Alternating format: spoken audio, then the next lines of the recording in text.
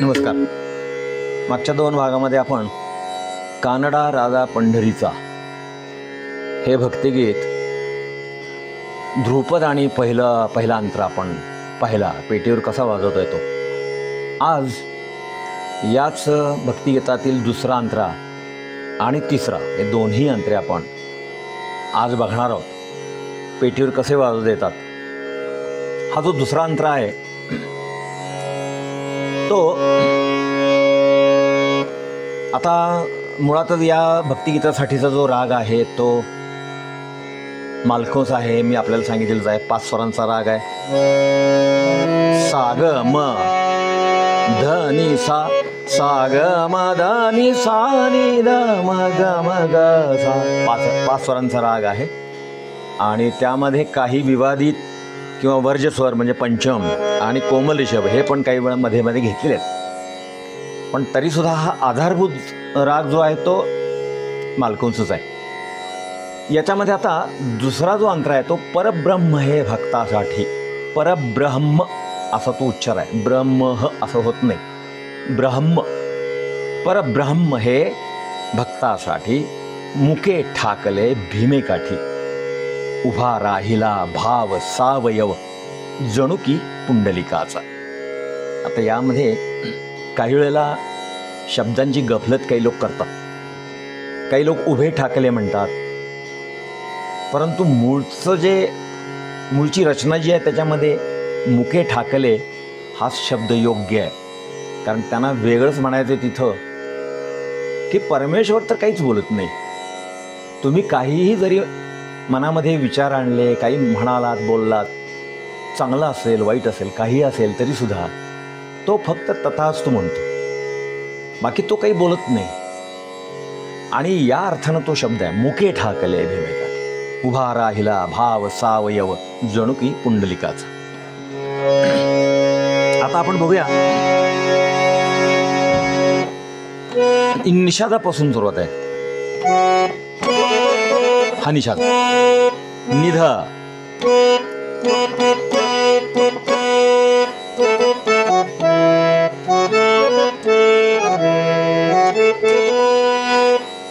परब्रह्म हे भक्तासाठी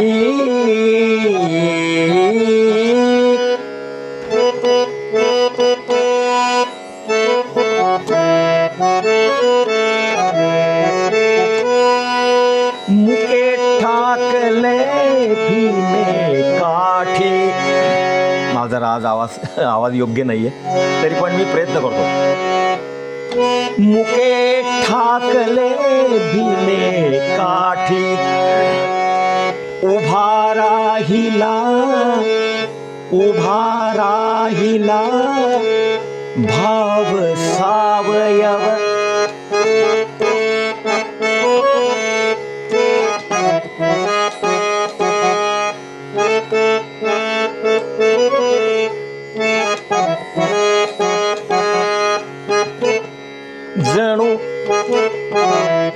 जणू. आता इथं निषादाचा कण आहे. जणू की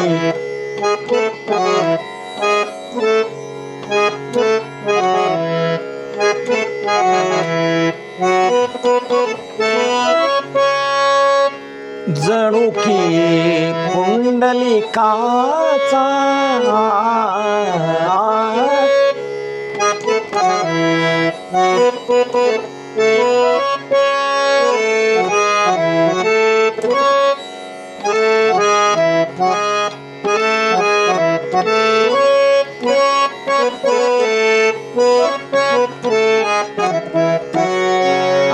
तालात कसं वाजतं आपण उभे? तालाचं पहिल्यांदा स्पीड अजून कमी करून घेतो मी.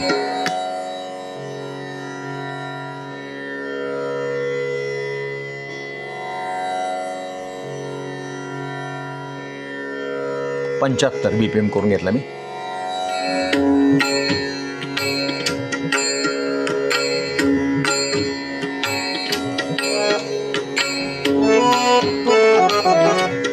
आता समेपासून सुरुवात आहे.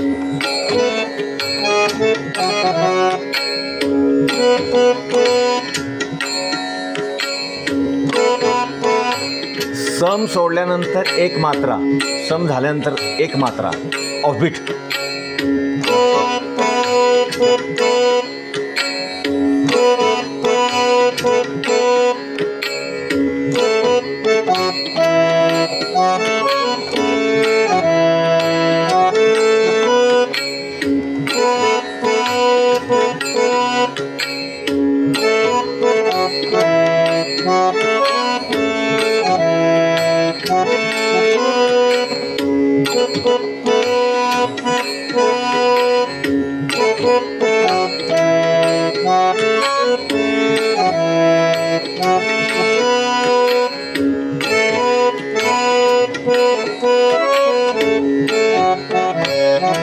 मुके ठाकले, त्याच्यातला पहिला अक्षर आहे मुके, मू.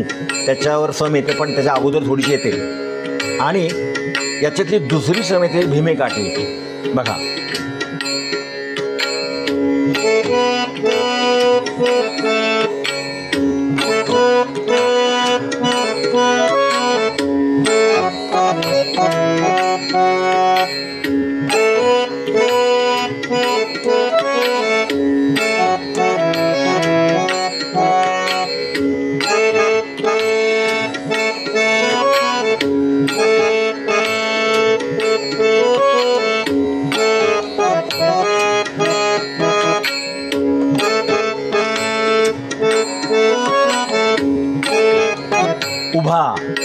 उभा मधला उ आणि भाव सावयव मधला भा, हे दोन समीच्या जागा आहेत.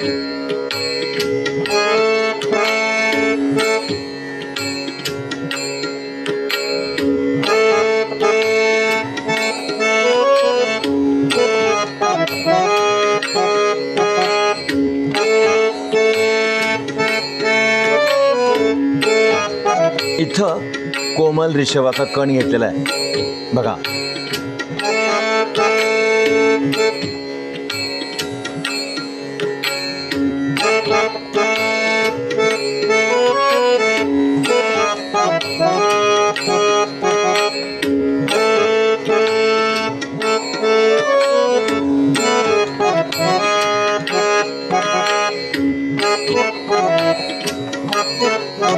जणू की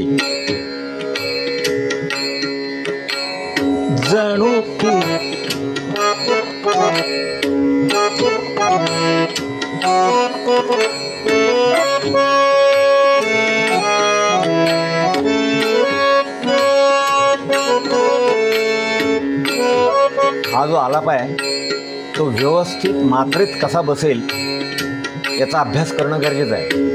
ही थोडीशी कसरत आहे, पण पुढे त्याच्यानंतरचा जो कानडा राधा पंढरीचा हा शब्द चालू होतो तो तुम्हाला मागं सांगितल्याप्रमाणे समेपासून चौथी मात्रा आहे.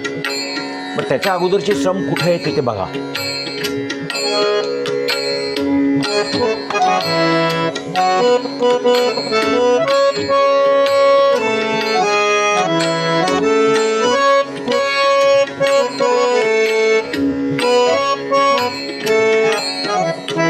पुन्हा बघा,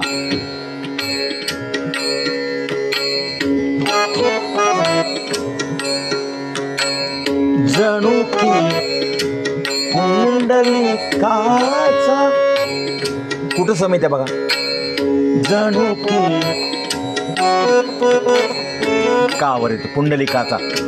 पहिली सम ज, जणू की, दुसरी सम पुंडलिका.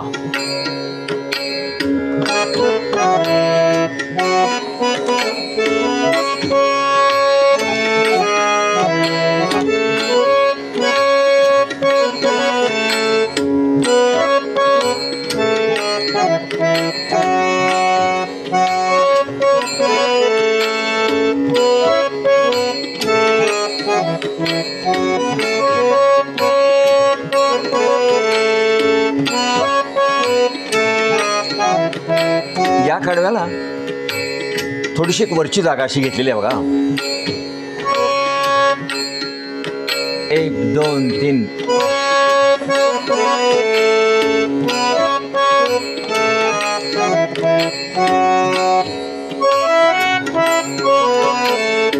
वेगळं काही नाही, फक्त कानाडा आपण अगोदर ज्या पद्धतीने वाजवतो त्याच्याऐवजी सागम असं वाजल.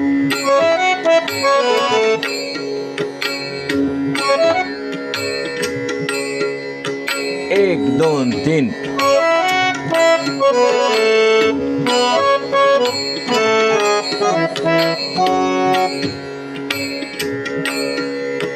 एक दोन तीन.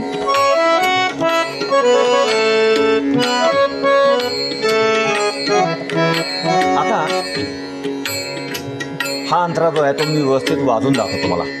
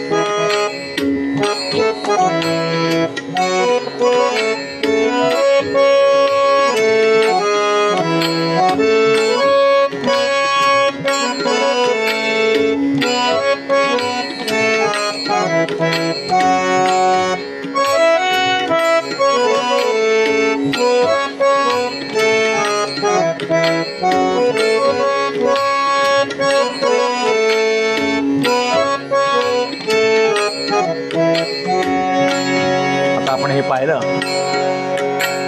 मला वाटतं बऱ्यापैकी तुमच्या लक्षात आलेलं आहे. मागचे 2 एपिसोड ज्यांनी काळजीपूर्वक पाहिलेले असतील लक्षपूर्वक, त्यांना आत्ताचा जो अंतरा आहे तो लक्ष द्यायला वेळ लागणार नाही, लगेच लक्षात येईल. आता मागचं ध्रुपद एक अंतरा आणि हा दुसरा अंतरा हे सलगपणे वाजून दाखवतो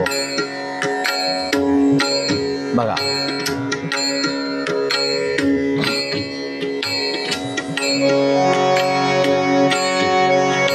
तुम्हाला सांगितलं होतं मी समेपासून चौथी मात्रा. 1 2 3.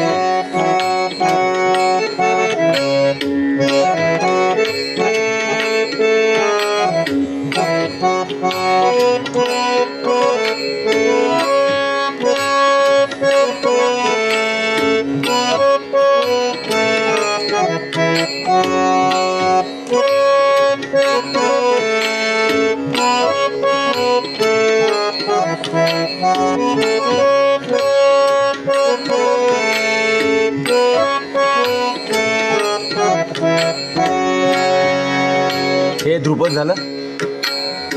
आता यानंतर पहिला अंतरा.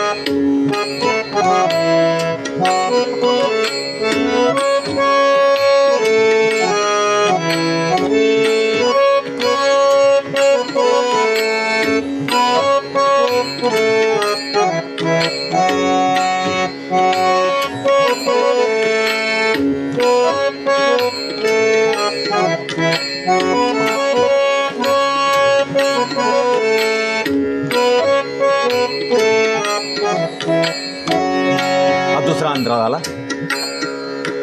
तिसरा अंतरा. थोडंसं काय होतं यावेळेला, स्पीड कमी केल्यामुळे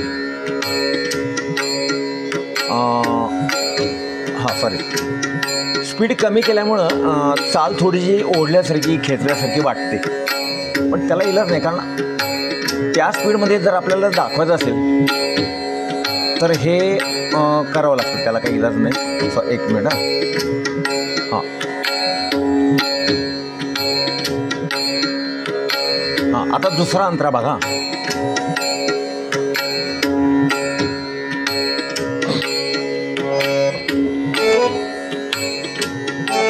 1 2 3 1 2 3. आता इथे समयपासून सुरू होते.